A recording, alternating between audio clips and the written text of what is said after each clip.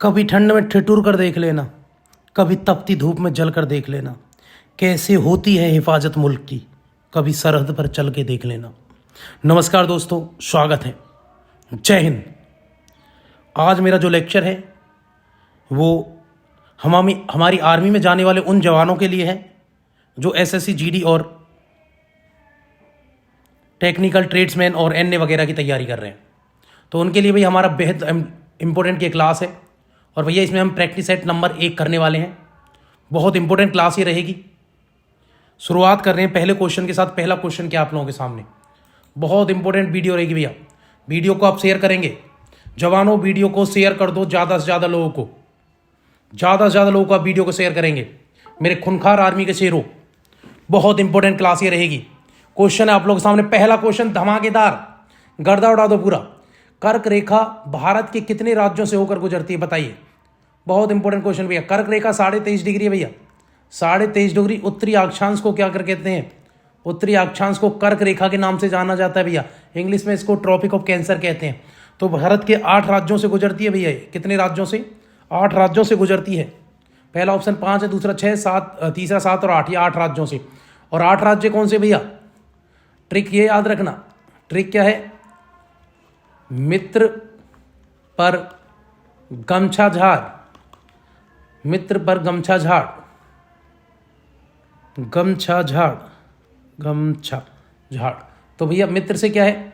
मी से भैया मिजोरम, ठीक है भैया। तिर से क्या है? त्रिपुरा, ठीक है जी, त्रिपुरा से। पर से क्या है? पश्चिम बंगाल। गे से क्या है? गुजरात। में से क्या है? मध्य प्रदेश। 6 से क्या है? छत्तीसगढ़, छत्तीसगढ़। और झाड़ से क्या है? झारखंड।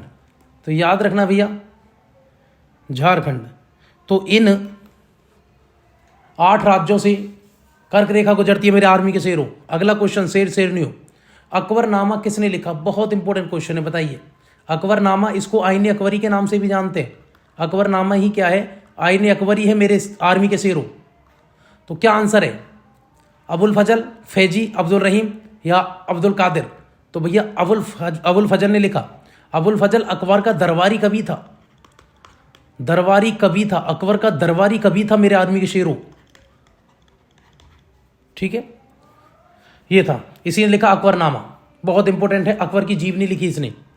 अगला क्वेश्चन है, क्योटो प्रोटोकॉल का प्रथम शिखर सम्मेलन किस देश में आयोजित किया गया था बताइए। बहुत इंपॉर्टेंट बताइए। क्योटो प्रोटोकॉल कहाँ पर्यावरण को लेकर होते हैं भैया? क्योटो प्रोटोकॉल तो बताइए किसके लिए, कहाँ था? संयुक्त राज्य अमेरिका में, जर्मनी में, जापान में? जल्दी से बताएं, बहुत इंपॉर्टेंट क्वेश्चन भैया, जल्दी से जल्दी आप आंसर बताएंगे, बताएं। कार्बन उत्सर्जन को लेकर क्योटो प्रोटोकॉल जो हुआ था वो कहाँ हुआ था? सबसे पहले तो क्योटो कहाँ का शहर है? क्योटो जापान का शहर है भैया। तो क्योटो प्रोटोकॉल जापान में। क्योटो कहाँ का शहर है भैया? जापान का। तो जापान में हुआ था ये। किस लिए होता क्योटो प्रोटोकॉल? किस लिए भैया? जलवायु परिवर्तन को लेकर है कि लगातार ग्लोबल वार्मिंग बढ़ रहा है, जलवायु परिवर्तन हो रहा है, उस पर चिंता व्यक्त की गई थी सबसे पहले। पर समिट होती है भैया, सम्मेलन होता है ये क्योटो प्रोटोकॉल, ठीक है। तो याद रखना, जापान में। क्योटो शहर कहाँ का है? जापान है, जापान का है मेरे आर्मी के खूंखार शेर शेरनियों। अगला क्वेश्चन है, निम्न का मिलान कर दीजिए, बताओ। एक तरफ आपको डांसर लिखी हुई है, दूसरी तरफ आपका नृत्य लिखा हुआ है, तो मिलाएं। बताइए राधा रेड्डी का संबंध किससे है? कुचिपुड़ी से मेरे शेर शेरनियों। इंपॉर्टेंट क्वेश्चन है, तो बताइए राधा रेड्डी कुचिपुड़ी से है। सुब्रमण्यम कौन सा डांस करती है? भरतनाट्यम करती है भैया। सितारा देवी कथक से भैया। सितारा देवी बिरजू महाराज, लच्छू महाराज। तो मिल गया। पहले का तीसरा है मेरे खूंखार शेरों, दूसरे का पहला है मेरे खूंखार शेरों। तो पहले का तीसरा, ये है आंसर। क्या आंसर है? पहले का तीसरा, दूसरे का पहला, तीसरे का दूसरा, ठीक है। ये आंसर है मेरे आर्मी के खूंखार शेरों। क्या आंसर है? यही है। अगला क्वेश्चन, माधुरी दीक्षित किस भारतीय नृत्य कला से संबंधित है बताओ। माधुरी दीक्षित किस डांस से जुड़ी हुई है? तो माधुरी दीक्षित भैया कथक करती है मेरे शेर शेरनियों। अगर मैं यही पूछ लूँ आपसे, हेमा मालिनी, बताइए, यही क्वेश्चन आ जाए कि बताइए हेमा मालिनी का संबंध किस नृत्य से है? कौन सा नृत्य करती है हेमा मालिनी? तो हेमा मालिनी करती है मेरे भाइयों मोहिनी अट्टम। मोहिनी अट्टम के लिए जानी जाती है वो। अगर मैं यही पूछ लूँ एक और हीरोइन है वैजंती माला, तो बताइए वैजंती माला जो है, वैजंती माला, ये वैजंती माला जो है वो कौन सा? तो भैया वो भरतनाट्यम करती थी। क्या करती थी मेरे आर्मी के शेरों? भरतनाट्यम करती थी। बहुत इंपॉर्टेंट क्वेश्चन है, यहाँ से पिछली बार भी क्वेश्चन आए हैं। अगला क्वेश्चन क्या है? सतीश धवन अंतरिक्ष केंद्र कहाँ है? बताइए मेरे आर्मी के खूंखार शेरों, कहाँ है सतीश धवन? बहुत इंपॉर्टेंट क्वेश्चन है। कहाँ है? श्रीहरिकोटा आंध्र प्रदेश में है। कहाँ है जी? श्रीहरिकोटा में है हमारा सतीश धवन स्पेस सेंटर, अंतरिक्ष केंद्र। कहाँ है? यहाँ से भैया स्पेस के लिए अभियान भेजे जाते हैं, रॉकेट भेजे जाते हैं। तो भैया क्या है? श्रीहरिकोटा। सतीश धवन कहाँ है? श्रीहरिकोटा आंध्र प्रदेश में है जी। अगले क्वेश्चन तरफ चल रहे हैं, बहुत इंपॉर्टेंट क्वेश्चन चल रहे हैं। अगला क्वेश्चन, निम्न में से किस प्रतिहार राजा की उपाधि प्रमाण की थी? बताइए कौन राजा था जिसने अपनी उपाधि प्रमाण नाम से अपनी उपाधि रखी? इंपॉर्टेंट क्वेश्चन है। तो किस राजा ने खुद को प्रमाण कहा है? तो कौन था भैया वो? तो उसका नाम था भैया प्रतिहार शासक। गुर्जर प्रतिहार जैसा कोई हुआ ही नहीं है, तो याद रखना गुर्जर प्रतिहार वंश का सबसे खतरनाक राजा था। तो आंसर क्या होना चाहिए? अच्छा, मिहिरभोज गुर्जर, ठीक है, मिहिरभोज था वो। गुर्जर प्रतिहार वंश का जो प्रमाण था वो मिहिरभोज ने, गुर्जर प्रतिहार ने नहीं लिया। वो किसने लिया? मिहिरभोज ने, प्यारे बच्चों। तो इसका आंसर है मिहिरभोज। मिहिरभोज ने प्रमाण की उपाधि ली थी। बहुत इंपॉर्टेंट राजा है मिहिरभोज। गुर्जर प्रतिहार वंश में मिहिरभोज बहुत खतरनाक राजा है। गुर्जर प्रतिहार तो वंश था, तो उसमें जो था राजा वो कौन था? मिहिरभोज। पावरफुल, मिहिरभोज सबसे पावरफुल राजा है गुर्जर प्रतिहार के अंदर। तो उसने जो उपाधि ली उसका नाम था प्रमाण भैया। अगले क्वेश्चन तरफ चल रहे हैं हम। डॉक्टर बी आर अम्बेडकर के अनुसार कौन सा अनुच्छेद भारतीय संविधान का सबसे महत्वपूर्ण अनुच्छेद है? बताइए। डॉक्टर बी आर अम्बेडकर, जिनको संविधान का पिता भी कहा जाता है, बताइए संविधान के पिता कौन है? संविधान के जनक कौन है? संविधान को किसने बनवाया? तो भैया संविधान के जनक हैं कौन? Doctor B R Ambedkar. तो बताएं आप, जल्दी से आपके लिए आंसर है, क्वेश्चन है, बताएं। कोई जो भीमराव अम्बेडकर है, उन्होंने किस अनुच्छेद को कहा कि ये सबसे महत्वपूर्ण अनुच्छेद है संविधान के अंदर? तो किसको बताया उन्होंने? अनुच्छेद 32 को बताया था भैया।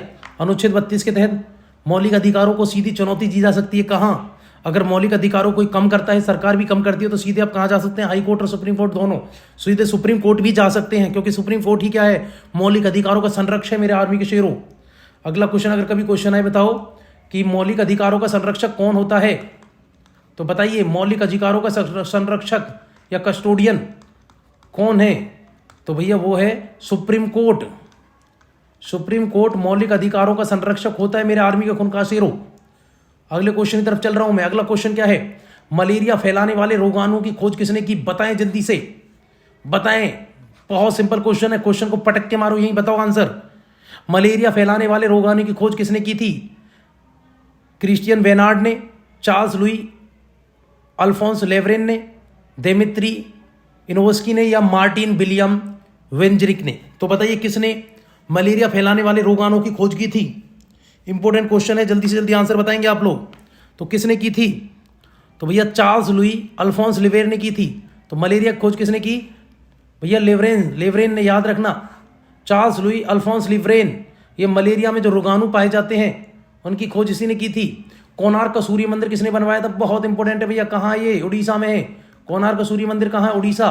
किसने बनवाया? बताएं जल्दी से। कोणार्क का सूर्य मंदिर किसने बनवाया था? तो भैया ये बनवाया था नरसिंह ने। किसने बनवाया था? ये भैया बनवाया था। बहुत इंपॉर्टेंट क्वेश्चन है। इसको बनाने वाला राजा है नरसिंह देव प्रथम। तो इसने बनवाया था भाई, नरसिंह देव प्रथम ने बनवाया था। कोणार्क का सूर्य मंदिर उड़ीसा में। अगला सूर्य मंदिर है। निम्न में से कौन सा एक प्रसिद्ध गायक है? बताइए इनमें से कौन सा एक गायक है? कौशल्या रेड्डी, मंजीत बाबा, राजा रवि वर्मा या पंडित जसराज? का संबंध किससे था? संगीत से था ना। तो बताइए फिर कौन गायक है? पंडित जसराज ही तो गायक है इनमें से। चलो अगला क्वेश्चन, मिला दीजिए। मुद्रा मिलानी है मेरे प्यारे बच्चों, मिलाइए आर्मी के शेरों। बांग्लादेश की मुद्रा क्या है? टका है, मिला दी। म्यांमार में क्या चलता है? क्या चलता है? मालदीव में रुपया चलता है। भूटान की नगुल ट्रम है। तो बताइए क्या आंसर है? पहले का तीसरा, दूसरे का चौथा। तो बताइए पहले का तीसरा, दूसरे का चौथा। पहले का तीसरा, दूसरे का चौथा। तो यहाँ दोनों आ रहे। फिर क्या है? मालदीव की तीसरे का दूसरा। तो तीसरे का दूसरा ये आंसर है प्यारे बच्चों, तीसरा। ये मिल गया। मुद्राएं याद करने, पेपर में अक्सर आती है भैया। अगला क्वेश्चन है, तमिलनाडु में जल्लीकट्टू त्योहार किस त्योहार का हिस्सा है? बताइए तमिलनाडु का जो जल्लीकट्टू है वो किस त्योहार के समय ये जल्लीकट्टू का खेल होता है? यानी सांड से को भैया परेशान ही करते हैं। अब भैया उनका कल्चर, अब क्या बोलूँ मैं, कि पशु को जो सांड है उसके साथ ये खेल होता है। तो बताइए क्या ओनम, पोंगल, नतुंजलि या हम्पी। तो बताएं जल्लीकट्टू त्योहार किस त्योहार का हिस्सा है? जल्लीकट्टू इंपॉर्टेंट क्वेश्चन है, बताएं जल्दी से क्या आंसर है इसका। तो भैया किसका? पोंगल। पोंगल होता है भैया, पोंगल जो त्योहार होता है उसी के समय ये मनाया जाता है जल्लीकट्टू त्योहार। कहाँ के? तमिलनाडु। देखो लिखा हुआ है कहाँ मनाया जाता है पोंगल त्योहार, तमिलनाडु में भैया। जल्लीकट्टू इसी समय तो ये त्योहार के समय जल्लीकट्टू जो होता है ये खेल होता है। अगला क्वेश्चन, चक्रीय बेरोजगारी क्या है? बताएं जल्दी से, क्या होती है चक्रीय बेरोजगारी? व्यापार चक्र में मंदी के दौरान बेरोजगारी होती है, प्रच्छन्न बेरोजगारी होती है, मौसमी बेरोजगारी होती है, स्वैच्छिक बेरोजगारी होती है। तो बताएं किसको कहते हैं? तो भैया व्यापार चक्र में मंदी के कारण जो बेरोजगारी आती है उसको कहते हैं चक्रीय बेरोजगारी। व्यापार चक्र में मंदी के कारण भैया जब मंदी आती है कुछ समय के लिए नौकरी से निकाल दिया जाता है, तो वो कौन सी बीमारी है? वो चक्रीय बीमारी है, ब्रेक दे दिया जाता है जो, उसको चक्रीय वो कहते हैं बेरोजगारी। प्रच्छन्न बेरोजगारी भैया ये कृषि में पाई जाती है, जब एक ही कार्य में एक से ज़्यादा लोग लगे हों। मौसमी बेरोजगारी भैया ये भी कृषि में है, जब वर्ष के कुछ लोगों दिनों में ही काम मिलता हो। स्वैच्छिक बेरोजगारी भैया वो जो कोई काम ही नहीं करना चाह रहा है। अगला क्वेश्चन क्या है? जो काम ना करे स्वैच्छिक बेरोजगारी। भारत के साथ किस देश की स्थलीय सीमा सबसे छोटी है? बताओ भारत के साथ किस देश की सीमा सबसे कम लगती है? बताएं मेरे आर्मी के खूंखार शेरों, क्या आंसर होगा इसका? भारत की सबसे कम सीमा किसके साथ लगती है? तो भैया किसके साथ लगती है? पाकिस्तान, नेपाल, भूटान, इनमें से किसके साथ लगती है? वैसे तो आप आंसर कर देते कि भैया उसके साथ लगती है अफगानिस्तान के, लेकिन अफगानिस्तान तो ऑप्शन में है ही नहीं। तो बताएं किसके साथ है? तो भैया वो किसके साथ? इनमें भूटान के साथ लगती है, म्यांमार से भी लगती है, नेपाल से ज़्यादा लगती है, पाकिस्तान, उनमें चारों में सबसे कम भूटान से लगती है। वैसे सबसे कम किससे लगती है? सबसे कम लगती है मेरे प्यारे बच्चों, सबसे कम लगती है मेरे आर्मी के शेरों, सबसे कम लगती है भारत की सीमा, वो लगती है 106 किलोमीटर की। किसके साथ? अफगानिस्तान के साथ। लेकिन अफगानिस्तान ऑप्शन में नहीं है, तो उसके बाद जो कम सीमा लगती है वो लगती है भूटान के साथ। सबसे ज़्यादा किस, अगर मैं पूछूं बताइए सबसे ज़्यादा सीमा किसकी लगती है भारत की? सबसे ज़्यादा सीमा भारत की किसके साथ लगती है मेरे आर्मी के खूंखार शेरों? बताओ भारत की सीमा लगती है तो बताएं किससे लगती है? तो सबसे ज़्यादा लगती है बांग्लादेश से। कितनी लगती है भैया? बांग्लादेश के साथ कितनी लगती है? 4096 किलोमीटर की लगती है जी, है ना, 4096 किलोमीटर। अगला क्वेश्चन 4096.7 ऐसे करके ना। अगला क्वेश्चन है, मानव शरीर के किस हिस्से में वसा पूर्णतः होता है? तो बताइए मानव के किस शरीर में वसा सबसे ज़्यादा होती है? यही क्वेश्चन है भैया। वीडियो को शेयर करो, बहुत इंपॉर्टेंट क्वेश्चन है, वीडियो को ज़्यादा से ज़्यादा शेयर करेंगे आप लोग। बताएं जल्दी से भैया, साइंस के क्वेश्चन शुरू हो गए हैं, तो बताएं जल्दी से मानव की किस भाग में सबसे ज़्यादा वसा पाई जाती है? जल्दी बताएं, इंपॉर्टेंट क्वेश्चन है। किस भाग में सबसे ज़्यादा वसा है? मानव के किस भाग में सबसे ज़्यादा वसा पाई जाती है? बताएं, छोटी आंत में, यकृत में, या लीवर में, अमाशय या स्टमक में, या बड़ी आंत में? तो सबसे ज़्यादा वसा जो पूर्णतः होती है भैया वो किस में होती है? तो वो होती है छोटी आंत में, क्योंकि ये महत्वपूर्ण भाग होता है। सबसे ज़्यादा भोजन यहीं बचता है। भोजन कहाँ बचता है? यहीं बचता है, यहीं स्टोर होता है भोजन, याद रखना। कहाँ? तो वसा यहीं होती है भैया, कहाँ? छोटी आंत में। अगला क्वेश्चन क्या है? अगला क्वेश्चन, समानतः धातुएं होती हैं किसकी? क्या होती है धातु?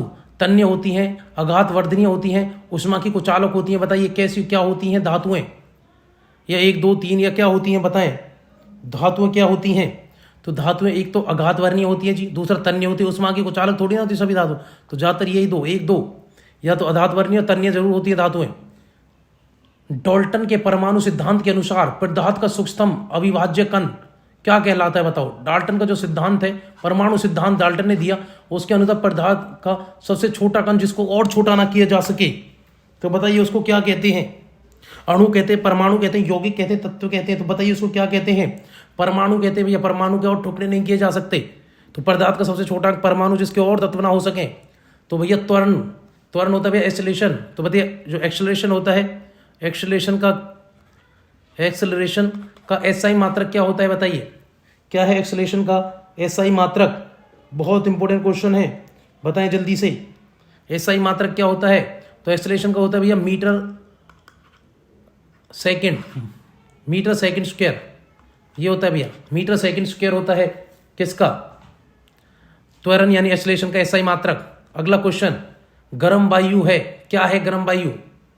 गर्म वायु डैश, तो गर्म वायु ठंडी वायु से भरी होती है, इसलिए गर्म हवा ऊपर उठती है। तो बताओ क्या आंसर? बहुत इंपॉर्टेंट क्वेश्चन है ये। ठंडी वायु से हल्की होती है, इसलिए गर्म होकर गर्म हवा नीचे की ओर जाती है। ठंडी हवा से हल्की होती है गर्म हवा, इसलिए गर्म हवा ऊपर उठती है। यही सही लग रहा है ना? ये तो सही है। चलो और भी पढ़ लेते हैं, अभी तक तो यही सही लग रहा है। क्योंकि भैया जो ठंडी हवा से हल्की होगी गर्म हवा, तभी ऊपर की तरफ जाएगी। बिल्कुल। ठंडी वायु से भरी होती है, ये भरी भरी कुछ नहीं होती है, भरी भरी ये दोनों ही गलत है। और दूसरी ठंडी वायु हल्की नहीं होती, गर्म वायु हल्की होती है। आंसर क्या है? तीसरा है। अगला क्वेश्चन, निम्न में से कौन सा अक्षय प्राकृतिक संसाधन है? बताइए, इनमें से कौन सा एक प्राकृतिक संसाधन है? वायु है, खनिज है, वन है। तो बताएं इनमें से कौन सा एक प्राकृतिक संसाधन है? बताएं जल्दी से। और प्राकृतिक संसाधन का मतलब ये क्या कहना चाह रहे हैं? बताएं। ये कहना चाह रहे हैं कि अक्षय प्राकृतिक मतलब नवीनीकरणीय है, या जो कहने का अक्षय मतलब नवीनीकरणीय है, यानी जो खत्म नहीं होगा। तो भैया खनिज भी खत्म हो जाएंगे, वन भी खत्म हो जाएंगे, कोयला भी खत्म हो जाएगा, वायु नहीं होगा। तो नवीकरणीय या अक्षय जो संसाधन है वो कौन सा है? वायु है। अगला क्वेश्चन बताइए मेरे आर्मी शेरों, क्या है? पौधों द्वारा नाइट्रोजन को किस प्रकार ली जाती है? बताओ। पौधों द्वारा नाइट्रोजन किस प्रकार ली जाती है? बताओ। पौधे नाइट्रोजन कैसे प्राप्त करते हैं? अकार्बनिक नाइट्रोजन अथवा नाइट्रोजन के रूप में, कार्बनिक पदार्थों के रूप में, सीधे वायुमंडल से लेते हैं। तो बताइए पौधे नाइट्रोजन कैसे ग्रहण करते हैं? जल्दी आंसर करेंगे आप। पौधे नाइट्रोजन कैसे ग्रहण करते हैं? तो अकार्बनिक नाइट्रेट तथा नाइट्राइट के रूप में करते हैं। और दूसरा कार्बनिक पदार्थों से। दो तरीके से करते हैं प्यारे बच्चों, सीधे वायुमंडल से नहीं लेते हैं पौधे। ऐसे करते हैं, अकार्बनिक नाइट्रेट के रूप में करेंगे या कार्बनिक पदार्थों के रूप में प्राप्त कर लेते हैं पौधे।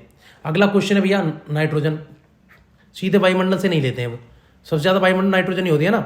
निम्न में से कौन सा न्यूक्लियन नहीं है?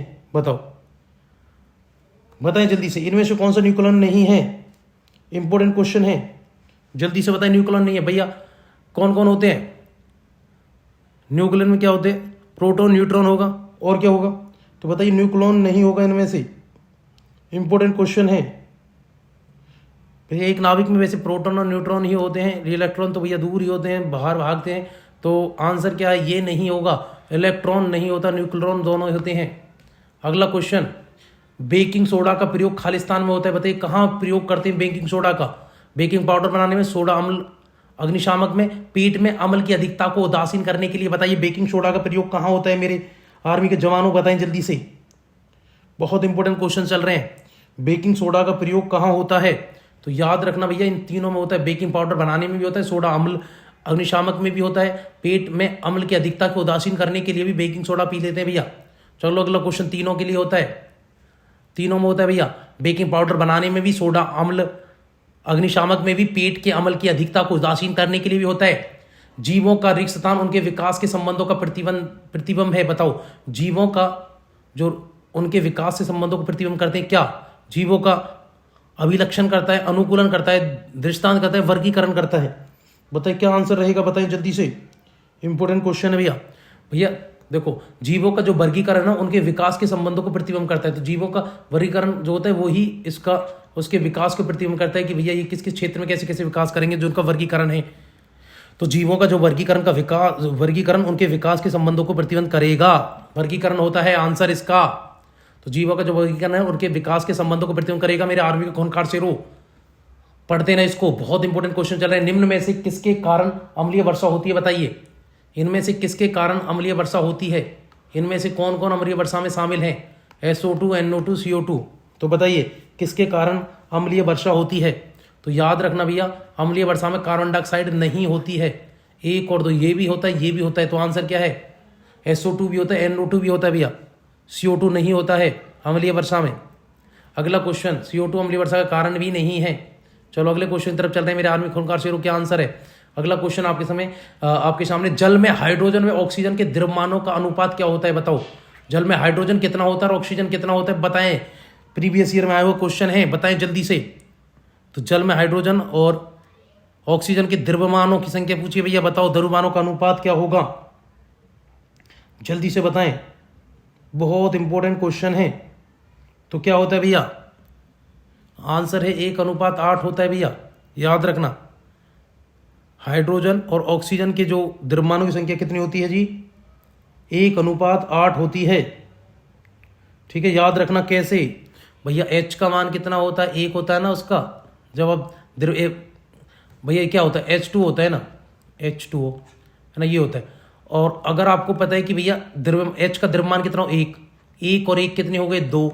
H के 2 हो गए। ऑक्सीजन का जो कितना होता है? 16 अपॉन में इसके 16 करो, दोनों का अनुपात देख। अब भाई अनुपात का मतलब तो बटे होता है ना, इसको इससे काट दो, 1:8 हो गया। यही आंसर है, यही इनके द्रव्यमानों का अनुपात है जी। अगला क्वेश्चन, यदि एक वस्तु सीधी रेखा में चलती है और इसका वेग समान समय अंतराल में समान रूप से घटता या बढ़ता है, तो बताइए वस्तु में त्वरण का क्या होगा? तो बताइए वस्तु सीधी रेखा में चल रही है लेकिन उसका जो वेग है ना वो या तो घटेगा समान अवस्था में या बढ़ेगा। तो बताइए त्वरण की जो वस्तु का त्वरण क्या होगा उस समय? सरलरेखीय में होगा, एक समान होगा, सापेक्ष होगा या असमान होगा? तो बताइए एक्सेलरेशन किस तरफ होगा? बहुत इंपॉर्टेंट क्वेश्चन है ये। तो कहाँ होगा एक्सेलरेशन? तो भैया एक समान ही रहेगा, वो घटे बढ़े जो करे लेकिन उसका एक्सेलरेशन एक समान ही रहेगा। ठंडी वायु है, अभी तो हमने बात की है, गर्म हवा हल्की होती है, ठंडी वायु ऊपर उठती है, ऐसा नहीं। गर्म वायु से भारी, भाई ठंडी वायु क्या है? ठंडी वायु भारी होगी और नीचे रहेगी, गर्म वायु से हल्की होगी अतः ठंडी वायु नीचे बैठ जाती है। गर्म वायु से भारी होगी, ठंडी वायु ऊपर उठ जाती है। गर्म वायु से हल्की होगी इसलिए ठंडी वायु ऊपर उठ जाती है। गर्म वायु से भारी होगी इसलिए, हाँ बिल्कुल भारी होती है इसलिए नीचे बैठ जाती है। जो गर्म वायु है वो हल्की होती है, वो ऊपर उठ जाती है। अगला क्वेश्चन, इंपॉर्टेंट क्वेश्चन भी, वीडियो को लगातार शेयर करें आप लोग। आर्मी के खूनकार शेर हो, इसको लगा के जाओ, बहुत धमाकेदार क्लास है, सीधा पेपर में जैसे क्वेश्चन आते वही सॉल्व करवा रहे। दो पिंडों के बीच गुरुत्वाकर्षण बल उनके द्रव्यमानों के गुणनफल के रिक्त स्थान होता है। बताइए दो पिंडों के बीच गुरुत्वाकर्षण का जो बल होता है यानी ग्रेविटेशनल फोर्स का जो ग्रेविटेशनल फोर्स होती है उसके द्रव्यमानों के गुणनफल में होती है। कितने गुणनफल में होती है बताएं, जल्दी बताएं क्या आंसर है। बहुत इंपॉर्टेंट क्वेश्चन है भैया। समानुपाती होती है भैया, दो पिंडों के बीच का जो ग्रेविटी फोर्स होती है उसके द्रव्यमानों के बिल्कुल उसका जो गुणनफल होता है उसके क्या होती है? समानुपाती होती है। अगले क्वेश्चन तरफ चल रहे हैं। अगला क्वेश्चन क्या है? अगला क्वेश्चन में मैथ के क्वेश्चन स्टार्ट हो गए हैं। चलो सॉल्व करते हैं, बताओ क्या आंसर होगा इसका। चलो क्या दिया हुआ है तो सामने ये भैया, चलो देखते हैं भैया ये किसका होता है? ये 11 का होता है ना भाई, 11 का वर्ग होता है ये। तो लिख लो 91 प्लस 70 प्लस ये किसका हो गया? 11 का हो गया। तो प्लस क्या आ गया भैया? इसको खोलेंगे तो क्या होगा? 11 आएगा ना, प्लस 11। 121 की जगह क्या आ जाएगा? 11 आ जाएगा मेरे प्यारे बच्चों। इसमें इसको जोड़ेंगे तो कितना? 81 हो गया। तो कितना हो गया? 91 प्लस अब कितना हो गया? ये 81 हो गया। 81 किसका होता है? 9 का होता है ना जी। 91 प्लस 9 तो कितना हो गया? 100। √100 100 किसका होता है? 10 का। आंसर क्या आ गया? 10 आ गया। तो इसका मान क्या आएगा? 10 आएगा। सॉल्व करते आना भैया। इसको 11 इसका वर्गमूल निकालें तो कितना हो जाएगा? 11 को इसमें जोड़ेंगे तो कितना हो गया? 81 किसका फिर हो जाएगा? 9 का। इसमें जोड़ेंगे 100 तो 100 का कितना होता है? 10 आंसर हो गया प्यारे बच्चों। अगला क्वेश्चन क्या है?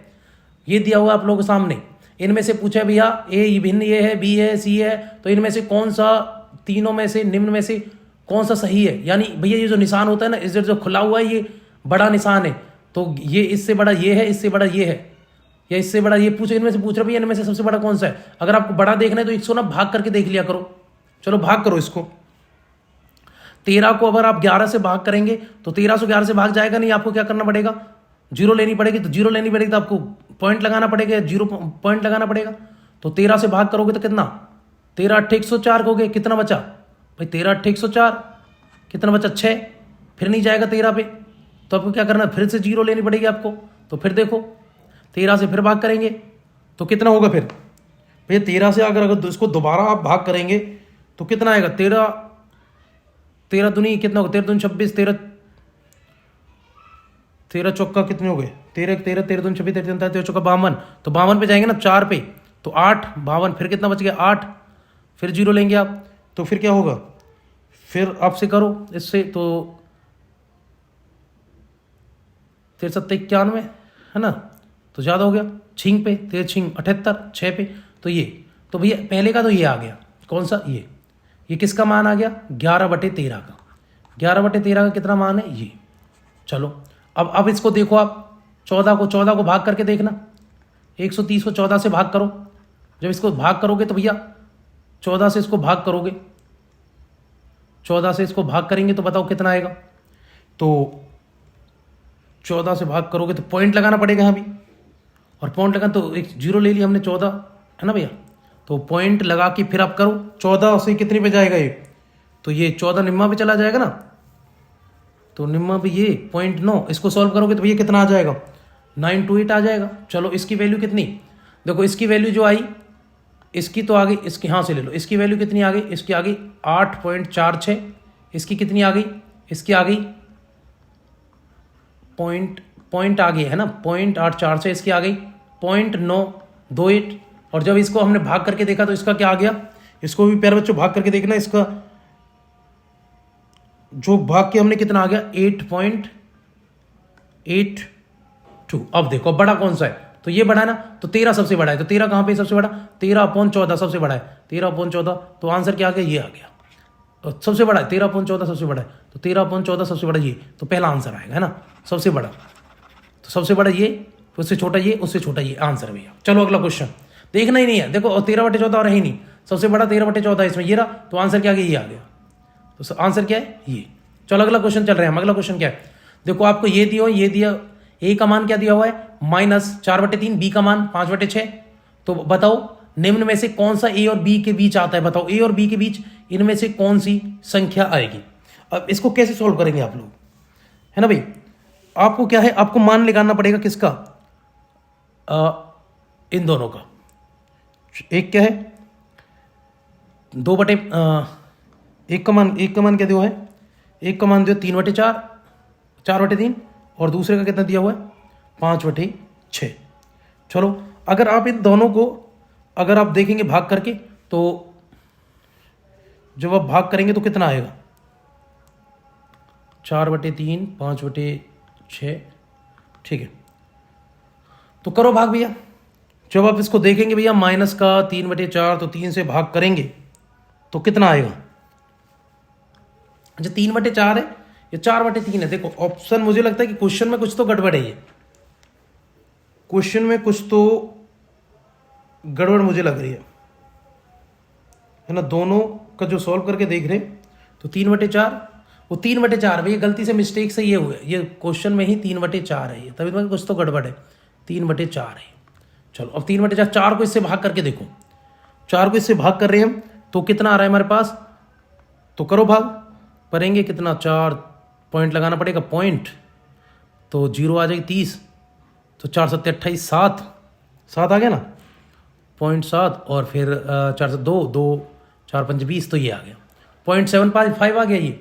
अगर इसको भाग करेंगे तो इसका कितना आएगा, 5 को, तो 5 से करेंगे तो आपको पॉइंट लगाना पड़ेगा, फिर 0 आ गया 6, तो 6 अड़ते 48, 8 आएगा, है ना। फिर आपको क्या है 2, तो 6 × 18, है ना, फिर तो ये इतना आएगा, ये इतना आएगा। अब ये पूछ रहे हैं कि भैया दोनों के बीच जो है अनुपात, तो इनमें से कौन कौन सा है जो इन दोनों के बीच नहीं आएगा। अब आपको करना क्या, देखो समझे, या तो आप ऐसे करेंगे इन सबको भाग दे लेंगे, है ना भाई, भाग दे लो सबको।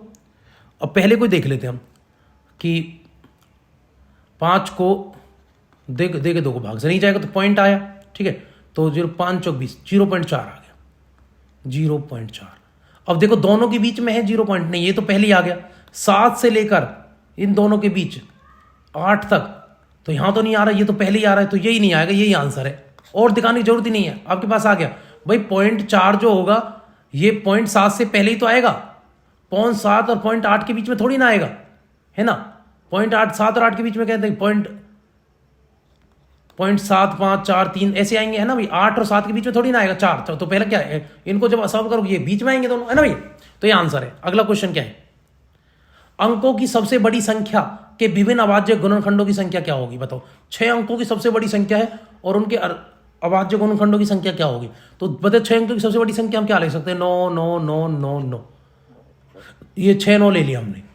अगर इसको क्या करना है, अब आपको क्या करना, गुणनफल निकालने, तो निकालना 3 से ही जाएगा, 3 3 3 3 3 3, फिर 3 से जाएगा, फिर 1 1 1 1 1 1, 6 1 आ जाएगा ना, ठीक है। फिर भी 3 से जाएगा, ये 3 से जाएगा तो कितना, 3 एकम 3 है ना भैया, कितना बता 2, 3 सत्ते 21, ठीक है। फिर कितना, फिर जीरो उठाएंगे 30 पूरा चला गया ना, जीरो 1 पे जाएगा ना, फिर कितने पे जाएगा, 3 एकम 3, 3 3 9, फिर 1 पे ऐसे जाएगा ना भैया। चलो और फिर ये किस पे जाएगा, अब ये 7 पे चला जाएगा। 7 पे कितने पे जा रहा है, 7 पे चला जाएगा 5 पे, 5 सत्ते 35, 2 बचा, फिर 5 दूनी 10, 5 9 इस पे चला जाएगा ना भैया।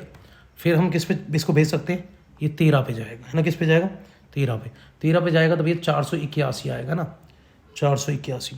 फिर ये 37 पे चला जाएगा है ना भैया, किस पे चला जाएगा 37 पे, और 37 पे चला जाएगा।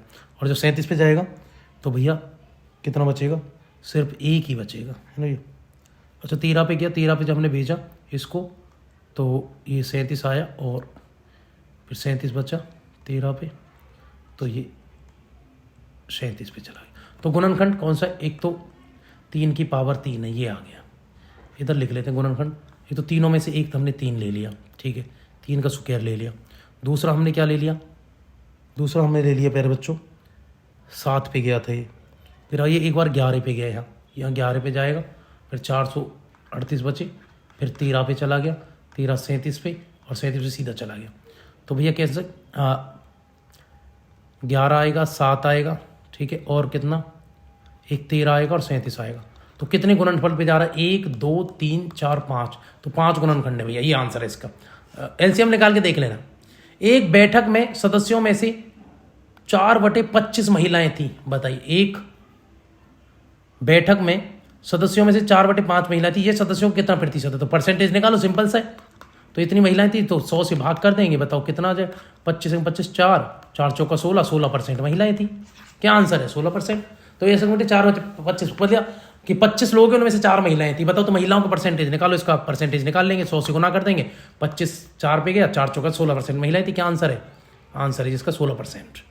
अगला क्वेश्चन, यदि 800 रुपये 3 वर्षों में 600 रुपये, अच्छा 800 रुपये 3 वर्षों में, 600 रुपये 2 वर्षों में, साधारण ब्याज कितना, दोनों को मिलाकर इतना हो जाता है। अच्छा चलो देखो, तो जो फॉर्मूला होता है वो क्या होता है, वो होता है भैया प्रिंसिपल इंटरेस्ट रेट, और क्या होता है दर, है ना, यानी अरे मूलधन गुना दर गुना ब्याज, यही तो होता है साधारण ब्याज, मूलधन है ना भैया गुना दर गुना समय, यही तो होता है। चलो देख लेते, या फिर हाँ देखो, चलो कर दे। मूलधन कितना था, मूलधन था भैया 800 रुपये, ठीक है, याद रखना, मूलधन कितना 800 रुपये था, और समय कितना 3, और दर कितनी, दर पता ही नहीं है, दर को R लिख लो है ना, और प्लस दूसरा भी तो है मूलधन 600 रुपये।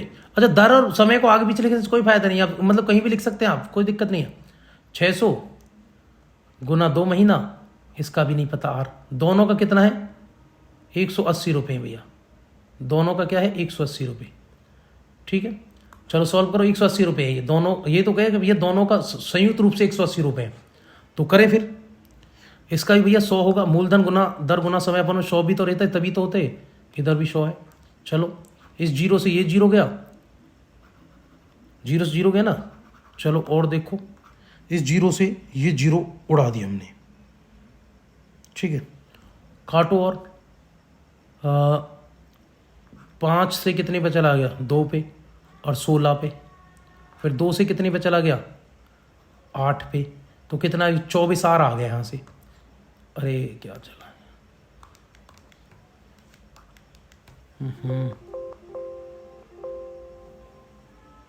एक मिनट, चलो दोबारा सॉल्व कर लेते, कोई दिक्कत नहीं है, दोबारा सॉल्व कर लेंगे, कोई दिक्कत वाली बात ही नहीं है। देखो फिर से समझना,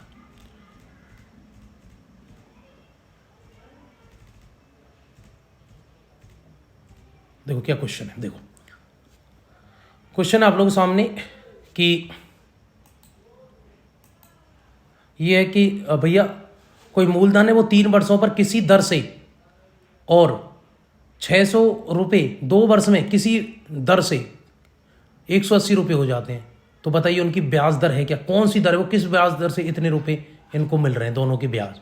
तो भैया मैंने बताया था एक तो ये 800 क्या होता है, साधारण ब्याज का फॉर्मूला क्या है कि मूलधन गुना समय गुना दर अपॉन 100। अब 2 दर हैं तो भैया 2 दर तो लेनी पड़ेंगी, प्लस में 1 दर ऐड कर देना, यानी मूलधन गुना समय गुना दर अपॉन 100 और इक्वल टू जो भी संयुक्त ब्याज है वो लिखना है ना भैया, संयुक्त ब्याज लिख देना आप, है ना। तो देखते भैया इसका कितना 800 ये था, समय कितना था 3 वर्ष, ब्याज पता नहीं कितना और दर कितनी थी पता नहीं अपॉन 100, प्लस दूसरा मूलधन कितना था 600 है ना, समय 2 वर्ष पता नहीं आर कितना था और अपॉन 100 इक्वल टू कितना 180 था ये संयुक्त ब्याज।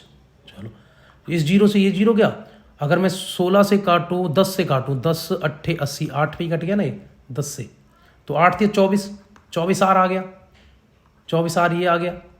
चलो और इधर देखो, इधर ये क्या है 100 सीधा 6 बार कट गया ना, 6 दूनी 12 12 आर ये आ गया, 12 आर इक्वल टू कितने हो गए 180 है ना भैया। दोनों मिलाकर कितने ये आर कितने हो गए, दोनों ऐड कर 36 आर और 36 आर इक्वल टू कितने 180 है ना जी। अगर 180 को हम आर आएंगे तो भैया 180 अपॉन 36 कितने पे कट जाएगा, 18 दूनी 36 18 10 2 से 5 तो भैया 5% आ गया। कितने परसेंट की दर से ब्याज है, 5% की दर से ब्याज है बच्चों। क्या आंसर है 5% आंसर है इसका, ठीक है। ऐसे सॉल्व करेंगे आंसर क्या आ जाएगा 5%। चलो अगला क्वेश्चन हम बात कर रहे हैं। अगला क्वेश्चन है एक कामगार के रूप में बी से दुगना, मतलब ए है ना जो ए के कर्मचारी है वो दूसरे जो बी है उससे दुगना कार्य कुशल है, ठीक है समझ रहे हो। ए 2 काम कर लेता है, बी सिर्फ एक ही काम कर पाता है, ये कहने का मतलब है। तथा एक साथ मिलकर वे किसी काम को 18 दिन में पूरा कर लेते हैं, यानी दोनों मिलकर कितना काम कर रहे हैं 3 काम कर रहे हैं भैया, 2 ये कर रहा है यानी 3 काम कर रहे हैं मिलकर, और दोनों मिलकर 18 दिन में कर लेते हैं, तो भैया कुल कितना काम है 54 काम कर रहे हैं, ठीक है भैया। दोनों मिलकर 54 काम कर रहे हैं। अब ये कह रहे हैं बी उसी काम को कितना कर लेगा, भैया बी तो ये ए तो ये काम करता है, बी ये काम करता है, बी तो एक ही काम कर पाता है एक दिन में, तो भैया कितने दिन में कर लेगा, तो बी करने का 54 काम कितने दिन में करेगा, बी 54 काम 54 दिन गुना 1 54 दिन में करेगा, एक दिन में एक काम करता तो 54 करने का 54 दिन में, है ना जी। अगर ए का पूछ रहे होते तो फिर 2 से भाग करते वो 27 दिन में कर लेता है ना, तो इसका बी का पूछा है तो आंसर क्या 54 दिन। अगला क्वेश्चन आपको दिया हुआ ए बी सी और डी ई एफ में यदि ए जो ए बी है वो ई एफ के बराबर है, बी सी डी के बराबर है, सी ए एफ डी के बराबर है, तो बताएं। तो भैया ये दिया हुआ 2 सर्कल आपको दिए हैं, ये रहे, एक ये दिया हुआ है, एक आपको ये दिया हुआ है, ठीक है 2 है, 2 दिए हुए हैं। एक का नाम है ए बी और सी, दूसरे का नाम है डी ई और एफ। अब ये इसमें कह रहा है यदि ए बी ई एफ के बराबर है तो ए बी, तो ए बी तो ये है, ये किसके बराबर है, ये ई एफ के बराबर। अगर ये एक है, मान लो एक डंडा ये है तो एक डंडा ये है ना, ये 1 के बराबर है। चलो अब दूसरा ये कह रहा है जो बी सी है वो डी ई के बराबर है, बी सी, और जो बी सी है ना इसको 2 डंडा मान लिया मैंने, ये मान लिया किसके बराबर है, ये डी ई के बराबर, तो डी ई है, ये 2 डंडा ये मैंने मान लिया ना, इसके बराबर है। सी ए जो सी ए है ये वाला जो ये एफ डी के बराबर है, तो ये मैंने 3 डंडा मान रहा हूँ मैं इसको, है ना, तो ये डी के से 3 डंडा बराबर। अब ये पूछ रहा है तो इनमें से क्या होगा, तो इनमें से इसके बराबर ही होगा, तो क्या बनेगा बताओ, जो ए बी है ए बी सी, तो ए बी सी किसके बराबर होगा, ए बी सी किसके बराबर होगा, ए बी तो ई एफ होगा यहाँ पर, ये देखो ये बराबर है ना ये डंडा, तो ए बी ई एफ के बराबर है, तो ए बी सी किसके बराबर होगा, तो वो होगा ई एफ के बराबर होगा। तो ट्रिंगल कहां से बनेगा, ऐसे बनेगा F E D F E D बनेगा ना भैया ट्रिंगल। ये 1 है ये 2, जैसे इसमें 1 बना फिर ये 2 बना फिर 3 बना, तो ऐसे 1 बनना चाहिए फिर दूसरी की तरफ आनी चाहिए तीसरे की तरफ आनी चाहिए, तो कैसे होगा एफ ई डी, तो ट्रायंगल क्या बनेगा एफ ई डी बनेगा, है ना भैया एफ ई डी, तो एफ ई डी, तो एफ ई डी ये आंसर होगा, है ना भैया। तो ऐसे चलेंगे ना, 1 से 2 की तरफ चलेंगे, 2 से 3 की तरफ चलेंगे ना, जैसे ये चल रहे हैं ए बी सी ऐसे चल रहे, तो ऐसे आपको चलना है, तो ये आंसर है। अगला क्वेश्चन क्या है, अगले क्वेश्चन तरफ चल रहे हैं। अगला क्वेश्चन क्या है, सिंपल क्वेश्चन, बिल्कुल सिंपल क्वेश्चन है आर्मी के बच्चों, बेहद सिंपल क्वेश्चन है, लेकिन इस तरीका से आपको सॉल्व करने पड़ेंगे। चलो अगले क्वेश्चन की तरफ चलें। अगला क्वेश्चन क्या कहता है? अगला क्वेश्चन है 1 किलोग्राम में कितने ग्राम होते हैं? Very simple. तो 1 किलोग्राम में कितने ग्राम? 1000 ग्राम होते हैं ना 1 किलोग्राम में। तो कितने होते हैं मेरे आर्मी के जवानों? 1 किलोग्राम में कितने होते हैं? 1000 ग्राम होते हैं 1 किलोग्राम में, है ना। चलो अगला क्वेश्चन, ये तो सिंपल क्वेश्चन। ये भैया एक कार 1 घंटे में 65 किलोमीटर चलती है, 5 घंटे में कितना चलेगी? बड़ा सिंपल क्वेश्चन। 1 घंटे में कितना? 1 घंटे में 65, तो 5 घंटे में 65 गुना 5, तो 5 घंटे में कितना? 65 गुना 5, तो 5 पच्चे 25, 2 5 6 30 और 2 32, 325 किलोमीटर चल लेगी वो, है ना भैया। ये आंसर होगा। ऐसे प्यारे प्यारे क्वेश्चन भी है, कुछ शुरू में टफ थे लेकिन अब प्यारे क्वेश्चन। अच्छा, एक 475 प्लस में 950 का 64%, 950 प्लस इनमें से क्या होगा बताओ? ये कहना चाह रहा है भैया 475 और 950 का जो 64% है वो इनमें से 900 प्लस में और किसके बराबर होगा, है ना भैया। चलो देखते इसको, सॉल्व भी कर लेते हैं इसको। चलो अभी आएगा क्वेश्चन। तो ये किसके बराबर? ये पूछा है इसका जो 64% है। तो 64% क्या होगा? 64% तो उसमें होगा ना गुना में। गुना में क्या आएगा? 64/100 इजकल टू 900 प्लस में ए क्या होगा? ए तो ढूंढना है हमें। चलो देखो आगे 950 यहाँ सॉल्व करते हैं। ये 0 से ये क्या गया? ये गया 19 से 19 पंजे 95 और 5 से ये 2 पे चला गया, 5 से 2 पे चला गया, 5 से 19 पे चला गया, 2 से ये कितने पर चला गया? 32 पे। अब 32 गुना 19 करेंगे तो भैया कितना आएगा? 9 दूनी 18, ये आ जाएगा 608।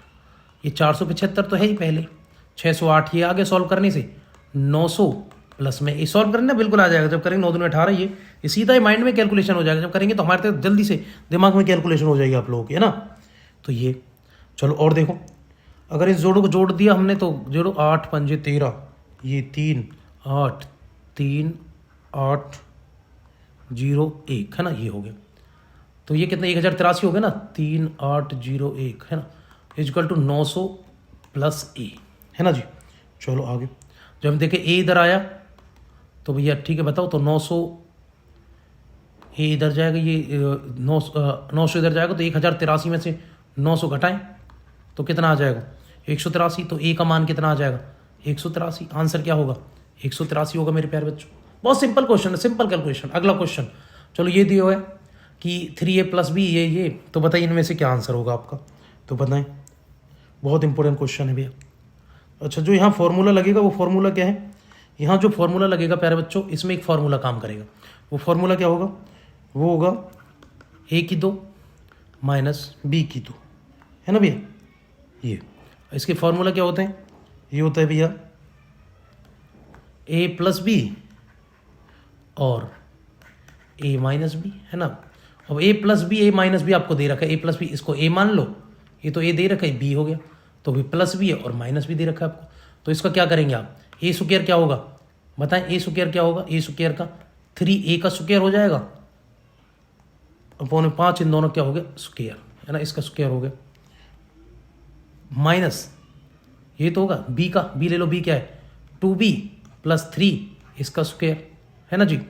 ये सॉल्व करो, इसको करेंगे 3 3 9, 9 स्क्वायर माइनस में अपॉन 25 भी तो आएगा 9 a स्क्वायर अपॉन 25। इसको करो 2 दूनी 4 b स्क्वायर अपॉन में 3 3 3 या 9 9 होगा ना, 5 25 25, 3 3 9, ठीक है जी। चलो अब मिलाओ, इनमें से कहीं मैच कर रहा है हमारे पास अभी तक। हम और भी सॉल्व कर सकते हैं लेकिन ऑप्शन कुछ ऐसे दिख रहे हैं हमें। तो बताओ कहाँ दिख रहा है ऐसा? तो ऐसे ये दिख रहा है आंसर, ये दूसरा वाला। अच्छा 25 25 5 थोड़ी ना है, कहाँ से दिख रहा है हमें? 25 9 ये दिख रहा है ना ऐसा, तो हमें माइनस वाला ये आंसर है तीसरा। चलो अगले क्वेश्चन तरफ चल रहे हैं। अगला क्वेश्चन क्या है भैया? एक वर्ग का क्षेत्रफल इतना दिया हुआ है आपको कि 9x स्क्वायर प्लस में 2x प्लस में 16 तो इनकी भुजा क्या होगी बताओ? एक भुजा पूछिए, एक वर्ग का क्षेत्रफल तो भैया उसकी भुजा पूछिए। तो क्वेश्चन तो टफ है भैया, लेकिन सॉल्व करते हैं हम, शुरू करते हैं। 9x स्क्वायर प्लस में 24x प्लस में 16 स्क्वायर, ये आपको दिया हुआ है, ठीक है जी। चलो अब इसको हम बात करते हैं। अच्छा, जो उसकी होती है क्षेत्रफल होता है वो भुजा गुना भुजा होता है ना, भुजा का स्क्वायर कह लो या भुजा गुना भुजा होता है ना, ये होता है। अब थोड़ा समझें आप, ये 9x² है ना, 9x² है, ये 9x/, ये है। तो अब देखो, अब आपको इसको ना भैया गुणनफल में तोड़ना पड़ेगा। 3 को मैं कैसे लिख दूं? मैं 3 को लिख सकता हूँ भैया 3x², 9x को क्या लिख सकता हूँ? ऐसे लिख सकता हूँ, बिल्कुल लिख सकता हूँ मैं। प्लस इसको 24 को क्या लिख सकता हूँ मैं? 24 गुना 3x गुना 4y, बिल्कुल मैं इसको गुणनफल तोड़ के लिख सकता हूँ, लिख सकता हूँ ना। और प्लस में 4y को कैसे? 4y² ऐसे लिख सकता हूँ, बिल्कुल लिख सकता हूँ। तो इसको जब मैं सॉल्व करूंगा तो क्या आएगा? a² प्लस में 2ab, ठीक है जी, प्लस में b² मेरे पास आएगा, और a प्लस में b² ये रह जाएगा। एक फॉर्मूला बन गया, a प्लस में b² a² प्लस 2ab, ऐसा फॉर्मूला बन गया मेरा, ठीक है। और जो फॉर्मूला इसको जो मैं सॉल्व करूं तो क्या आएगा? 3x प्लस में 4y, ये तो फॉर्मूला है ये। तो बताएं, ये बात, अभी ऐसा कहीं समीकरण दिख रहा है 3x प्लस 4y, तो 3x प्लस 4y तो कहाँ दिख रहा है मुझे? ये दिख रहा है, ये आंसर है जी। चलो अगले क्वेश्चन की तरफ चल रहे हैं। थोड़ा टफ क्वेश्चन है, अब तो एक आध लेवल, तो फिर एक आध क्वेश्चन तो आपको करना ही पड़ेगा ऐसा। एक समचतुर्भुज के विकर्ण में 5 सेंटीमीटर और 7 सेंटीमीटर, तो उसका क्षेत्रफल क्या होगा? भाई एक समचतुर्भुज है, उसमें 5 सेंटीमीटर और 7 सेंटीमीटर है उसकी भुजाएं, उसका विकर्ण, तो बताइए उसका क्षेत्रफल क्या होगा? उसका विकर्ण भी दिया हुआ है, बताएं जल्दी से। एक समचतुर्भुज में विकर्ण 5 सेंटीमीटर और 7 सेंटीमीटर, तो उसका क्षेत्रफल आपको बताना है, बताएं क्या होगा। चलो समचतुर्भुज का क्षेत्रफल बताओ मुझे, होता क्या पहले? समचतुर्भुज का क्षेत्रफल क्या होगा? तो भैया समचतुर्भुज का जो क्षेत्रफल होता है वो होता है 1/2 गुणा में विकर्णों का गुणनफल होता है, विकर्णों का गुणनफल, है ना जी। चलो 1/2 विकर्ण कौन से? 5 × 7, ठीक है। तो कितना हो गया? करो, 5 7 कितने हो गए? 35, कितना? 1/2 × 35, इसको भाग कर दो, कितना? 17.2। तो आंसर क्या है? 17.2। क्या आंसर आएगा भैया? 17.2 वर्ग सेंटीमीटर में आएगा ना। तो आंसर क्या है? 17.5 आएगा ना। 5 से भाग 5 आता है ना, 2 थोड़ी ना, 5 आधा। भैया सीधी सी बात है, 35 का आधा 17.5 होता है, खत्म बात। अगला क्वेश्चन भैया, एक 40 मीटर लंबे और 18 मीटर चौड़े आयताकार खेल में 360 मीटर क्यूब जल से सिंचाई की जाती है, बताओ। तो खेत का जल स्तर की ऊंचाई कितनी होगी? बताएं जल्दी से। भैया एक खेत है, उसमें भैया इतना लंबाई इतनी दी हुई है, चौड़ाई इतनी दी हुई है, और उसका आयताकार क्षेत्रफल जो इतना दिया हुआ है, आयताकार क्षेत्रफल। तो बताइए उसकी हाइट पूछी है, तो बताएं जल्दी से। फॉर्मूला क्या होता है समझना, इसका जो फॉर्मूला होगा, पानी के स्तर की जो ऊंचाई है वो h पूछी हुई है, h आपको बतानी है। इसमें जो भैया सूत्र यूज होता है वो होगा आपका लंबाई गुना चौड़ाई गुना ऊंचाई। ये कितना दिया हुआ है? 360 दिया हुआ आपको, 360 मीटर क्यूब दिया हुआ है, ये दिया हुआ है। चलो देखते हैं भैया। अब लंबाई कितनी है? 40, ये देखो 40, एल कितना है? 40 है। चौड़ाई कितनी? 18 है, ठीक है। ऊंचाई हमें दी नहीं है, वो हमें निकालनी है। 360 हमें क्या दिया हुआ? आयतन दिया हुआ है इसका 360 मीटर। चलो सॉल्व करते हैं, आगे करो भैया सॉल्व। अब क्या करो, h यहाँ ले लिया मैंने, 1800 है ना भैया, 18, पहले चलो देख लो 360 ही है, h है, इन दोनों को गुना कर लो 18। अच्छा गुना करने से फ़ायदा क्या नहीं होगा? इससे क्या होगा, हमें ना ये गुना करके तब भी ये काटना 360 है ना भैया, तो हम क्या करते हैं, ये 360 दिया हुआ है तो h जो है इसको पूरे को एक साथ इधर ले जाते हैं। 360 अपॉन में 40 अपॉन में 18, 0 से 0 गया, 18 से कितने पर? 2 पर गया, 2 पर गया, ये 4 बचा हुआ है, ये 2 पे 2 एक कम 2, तो 1/2, 1/2 ये आगे 1/2 पर चला गया।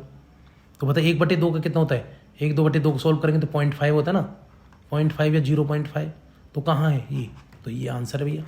चलो अगले क्वेश्चन तरफ चलो, बहुत सिंपल क्वेश्चन है, थोड़ा ध्यान दोगे तो बहुत। भैया रीजनिंग के कुछ क्वेश्चन है, देखो आपको ये दिया DAMSEL, ये किसके बराबर है?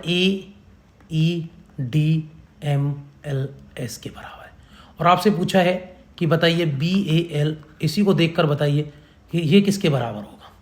चलो अब समझना, इसको एक बार मार्किंग कर लो, ये है D और ये है।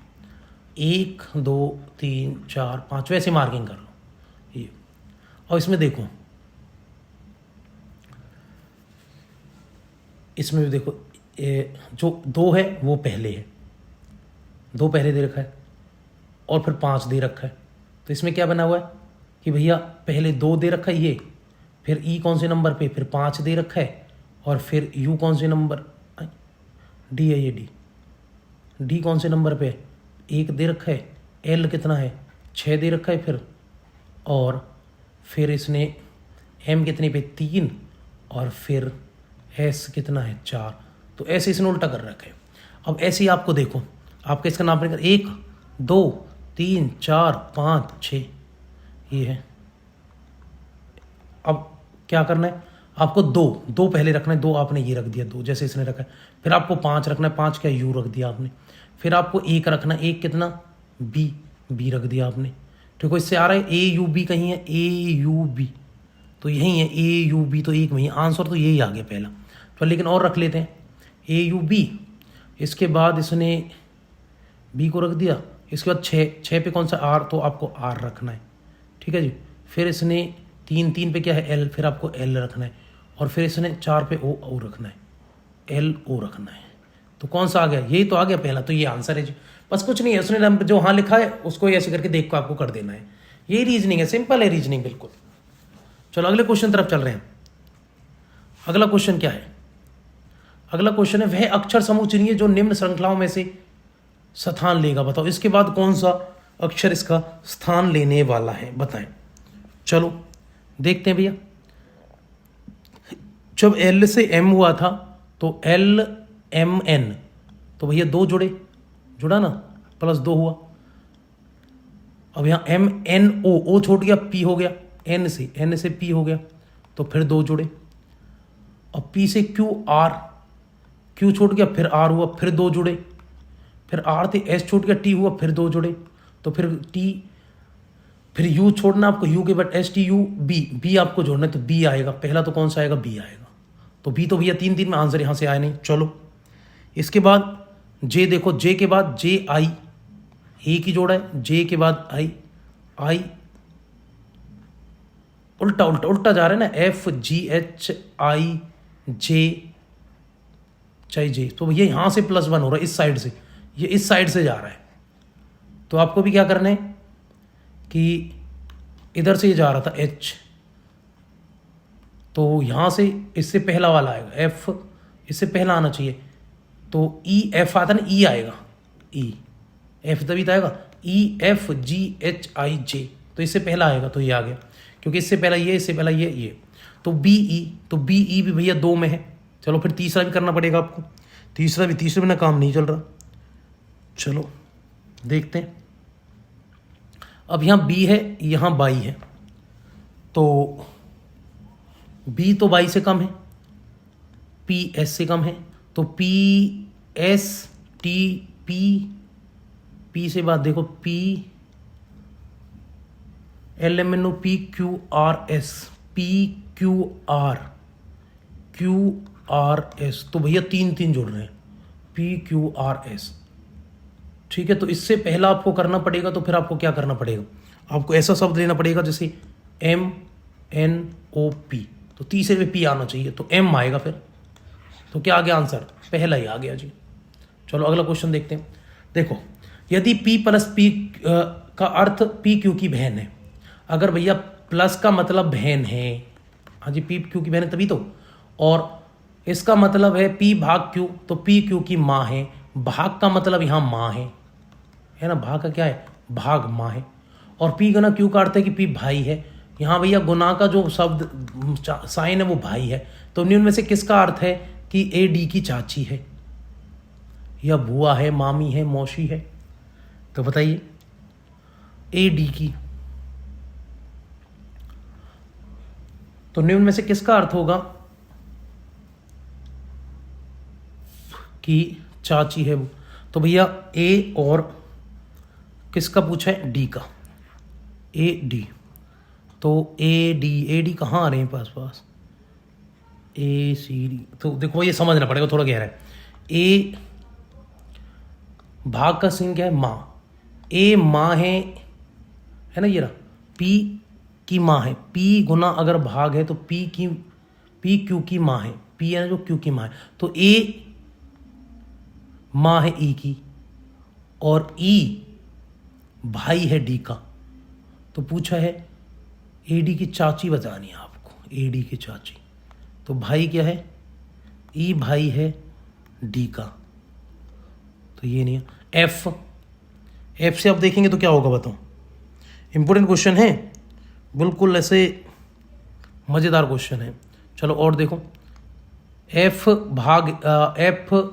जो है माँ है ए की और ए बहन है ई की और ई भाई है डी का, तो इनमें कोई नहीं। अब इसको देखो, जो ए है, ए जो भाई ए है बहन है बी की, ठीक है, और बी माँ है किसकी, सी की, और सी भाई है किसका, डी का, तो डी ए जो हो गई वो इसमें क्या हो गई, मौसी हो गई इसकी, क्या हो गई, ए इसमें विकल्प हो गए, ए डी का भाई हुआ और इसकी माँ की बहन हुई तो मौसी हो गई ना, तो ये मौसी हो गई भैया। भाई सीधी सी बात है, इसको देखो ढंग से। ऐसे अगर आप देखेंगे डी, तो डी है, डी भाई हो गया किसका,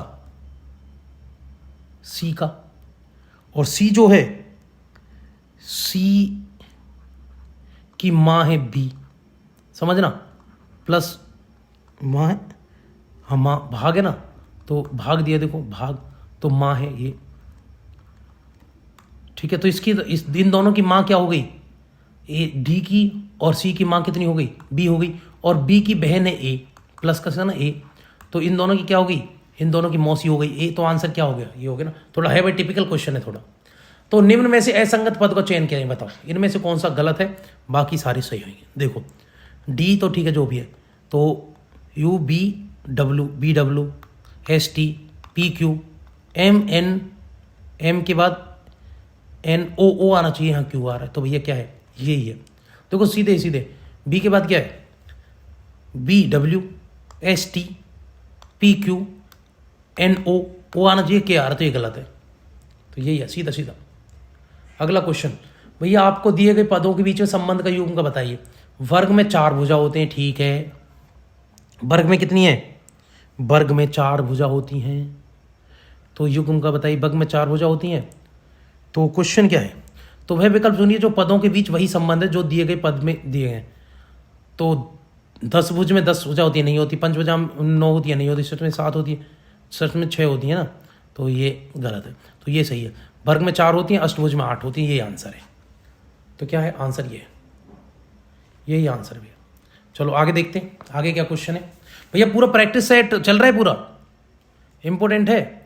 अगर आपको हमारी वीडियो, भैया यहाँ पर आप लोगों का प्रैक्टिस सेट खत्म होता है, अगर आपको हमारी वीडियो अच्छी लग रही है, आपके लेक्चर अच्छे लगे, तो वीडियो को शेयर करेंगे, सब्सक्राइब करेंगे, और ज़्यादा से ज़्यादा लोग आर्मी के डिफेंस के लोग हमारे साथ आप जोड़ेंगे। बहुत इंपॉर्टेंट क्लास है, चैनल को सब्सक्राइब करेंगे जल्दी से जल्दी, और ज़्यादा से ज़्यादा लोगों को आप स्टेटस लगाएंगे, शेयर करेंगे, ग्रुप में डालेंगे, और ज़्यादा से ज़्यादा लोगों को कनेक्ट करेंगे, और बेल आइकन को भी हिट कर देंगे, आने वाली वीडियो आपको लगातार मिलती रहे। आपकी तैयारी एक धमाकेदार जोरदार तैयारी हो, मेरे जवानों, मेरे शेरों, मेरे खूंखार आर्मी के शेरों, मेरे चीतों। जय हिंद, जय भारत।